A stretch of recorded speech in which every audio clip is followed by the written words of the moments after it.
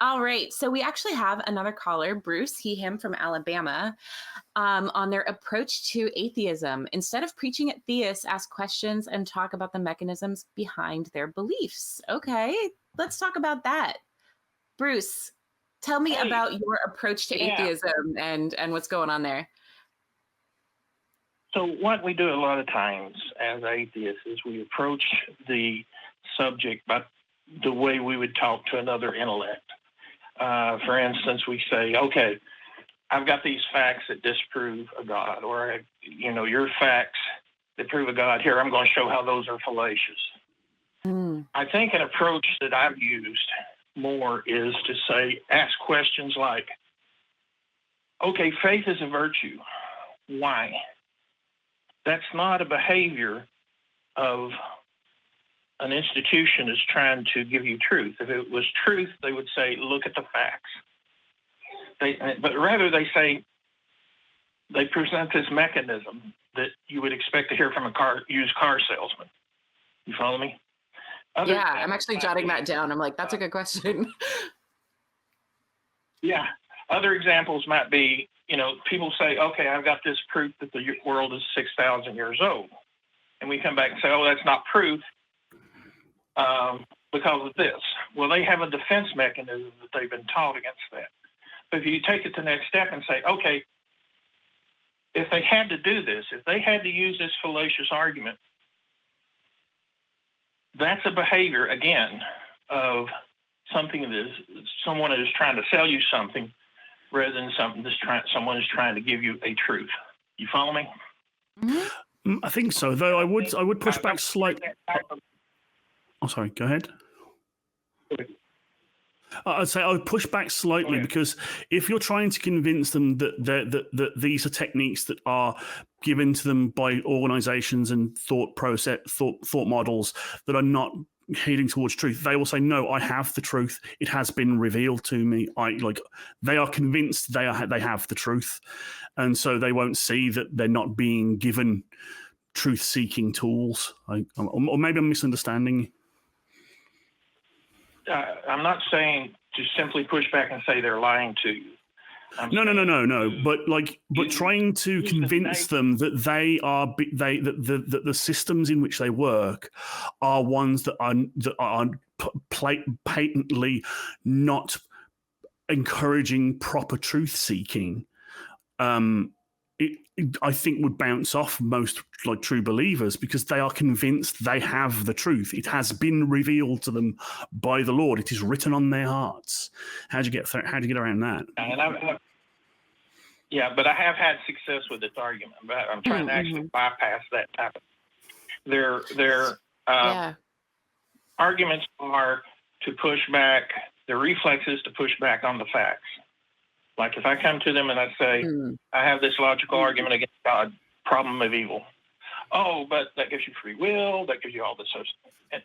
And if you, instead of pointing out the problems with their counter argument, you say, why, you approach the mechanisms behind their faith and say, now, honestly ask yourself, why is this way?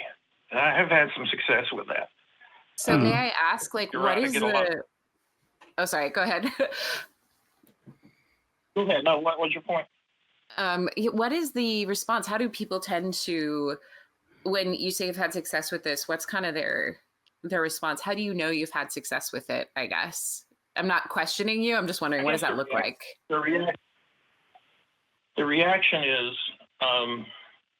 sometimes they shut down, like you said. And other times, it just throws them for a loop. And I've had people come back to me later and say, I've had to think about that one. You know what I mean? That's a good response. I've had to think about it. I like it. Yeah. And my point is sort of to get around that training that they've had to say, oh, this is the truth. Defend your faith. I've had this apologetics training. Well, you look at the apologetics training. Another example would be to point out the apologist institutions they have these arguments that have been debunked for years and they're still presenting them. Okay, I'll push back on that, but then you say, why is that? Yeah, kind of making the picture bigger. I feel like I think about how when I was younger and in the church, it was a Baptist church that I frequented at the time. You were pretty much trained to give all sorts of arguments, and you were given all the books of Case for a Creator and Case for Christ, and I actually read them, and it's a little embarrassing to say that when I look back at them, things that I thought were totally reasonable and logical, I would look at now and be like, how did I think this? But to move on from head-to-head argument, it sounds like you're saying to say like, well, why are these books all packaged and why is this sort of shoved into you in youth group? Like, that's kind of an odd thing. Don't you think that that's sort of a weird thing to do? Or looking at the context of the arguments that we're making, maybe looking at the context of how this church is operating in the world and questioning that, maybe instead of getting into like a head-to-head argument.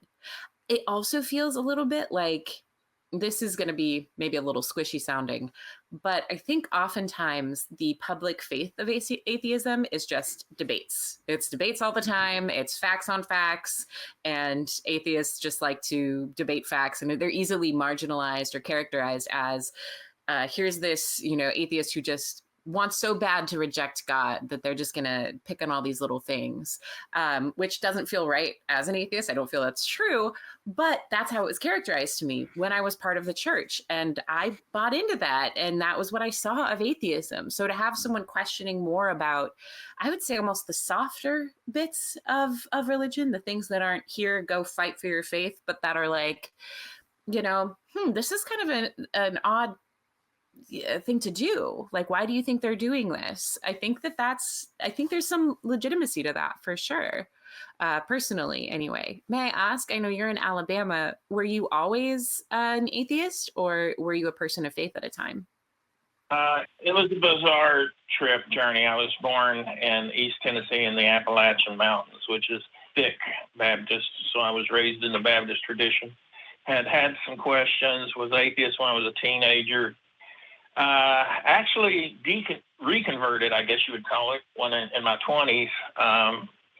Went to Methodist, then converted to Catholicism, and then one day, I'd always been questioning type, and then one day, I can tell you the exact spot I was driving. I thought, you just believe because you want to believe. That's the only reason.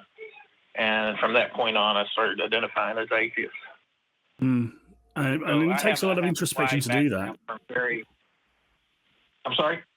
It takes a lot of introspection to do that. It takes a lot of bravery and mental honesty, like honesty with thought, to just realize that. Yeah, it was a very, very long trip. Yeah, imagine. Very long journey. And today, I still have to intellectually keep open the idea that theism there could be some form of theism, especially with all of the different definitions of a God. I think Christianity is much at the bottom of the list as far as possibilities. But there's all the way up to the God of Spinoza, which is which is nature, right? God. Yeah. Spinoza, that the laws of physics of the universe can be defined as a God. Now, I kind of think that's a cop-out. But I mean, living in the time he was living in, I can sort of see. Yeah, sorry. Just I'm a big Spinoza fan, actually. So Sofia Spina comes from Spinoza. Spina is a version of Spinoza. Spinoza. Anyway, I kind of agree that if somebody would argue that to me, it's a bit of a cop-out, but I also look at the time he was living in, and when he was characterized as an atheist, he was more maligned, he was in more danger physically, and he was already excommunicated from his community at this point, and they were a community of Jewish folks who'd had to move to the Netherlands because they were, you probably know all this, so I'm just saying this kind of for the record, but they had to move to the Netherlands because they were being persecuted in Spain, so he was already run out of places for the particular slant of religion that his community had. So I wonder a little bit if his version of God was so that he could say, I'm not an atheist. So he had a version of God, and maybe that was pragmatic rather than an earnest belief. I don't know. I cannot speak for Spinoza, but I definitely, I would say if somebody argued that now, I would see it as a bit of a cop-out. I agree. But I wonder about the context with that one. I mean, it's the reason why I called myself an agnostic for a long time, because it was safer, it was easier, it was more accepted. It's still true. Like, I'm an agnostic atheist. I don't know that God doesn't exist. I can define certain gods as illogical for existing, like any triomny. Like I do not believe exists because it's logically not possible to do that. Like the problem of evil, problem of divine hiddenness, but that's not every god or every god concept. So I can, and I don't like making truth claims on gods. I much prefer to say, you have a belief in this particular definition of a god. Can you demonstrate it to me? Is it demonstrable?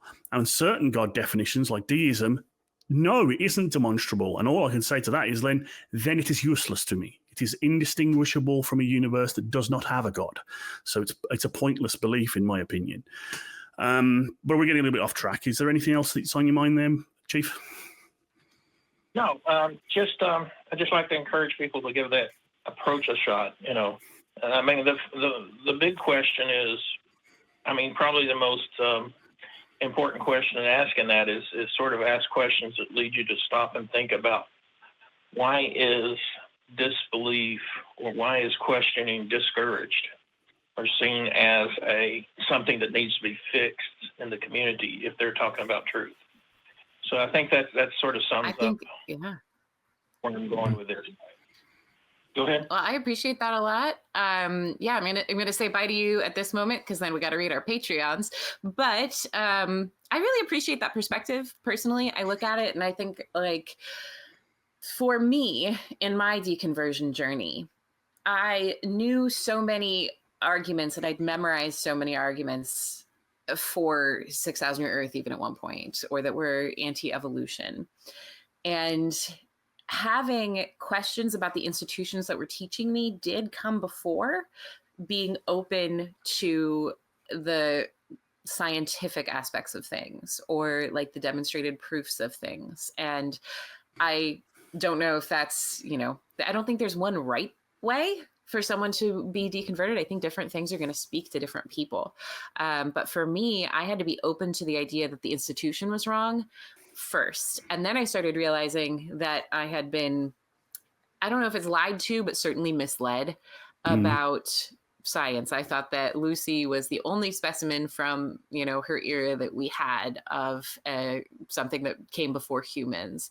I thought that 6,000 Year Earth, I had to say that it was possible because I had to say that all things were possible through God. So I couldn't really say it was impossible. And I'm like, if I was able to sidestep that, I was able to start seeing a lot more of reality, a lot more truth. So I think I needed that kind of approach personally. Also because it enabled me now as an atheist to look back and be like, oh yeah, I know what arguments you're making. And I can see where you're not being told things. I can see what you're being lied to about. And like, let's discuss the lies maybe. Sorry, go ahead. I didn't know. I liked his final point. Ask them, are you allowed to question like these tenets? And if not, why not? Yeah. That's an interesting line of thought. I did get the sense that this didn't fully sit right with you initially. Is that accurate? Yeah, I mean, thinking back on some of the calls I've taken on the show and the conversations I've had with people, there are certain theists and certain theistic mindsets that are completely inassailable from that kind of by having them question their epistemology, that like, why do you believe what you believe? Like any presuppositionalist, and it will just flat out go, no, like God exists and must exist. I presuppose that God exists, so therefore he does. And that's one of the reasons why they're one of my least favorite conversations to have, in terms of I get easily frustrated with it because it just feels that it feels very you're not even going to countenance, like you're going to just assume you're right. You declare you're right, and therefore you're right, kind of thing. So I think there are certain theistic mindsets and dogmas that technique that Bruce was espousing would just bounce straight off. Mm-hmm.